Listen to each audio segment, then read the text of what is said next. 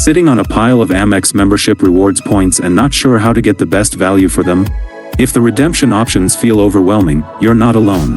Today, we're unlocking the best ways to redeem your points for travel. Welcome back to Guide with Samuel. Let's break it down. You can use points for statement credits, but you'll get the most value by redeeming them for travel, especially by transferring to airline partners.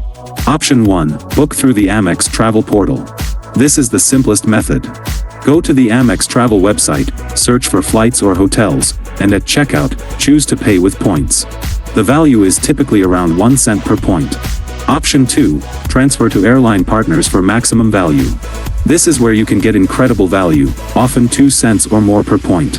Go to the Transfer Points section in your account. You can transfer points to partners like Delta, British Airways, or Air Canada to book award flights directly with them. And that leads to my crucial pro tip: always compare redemption values before transferring. Before you transfer points to an airline, which is usually irreversible, check how many points a flight would cost on the airline's website. Then, compare that to the cost in points if you booked through the Amex portal. Sometimes, the portal offers a better deal, especially for last-minute travel.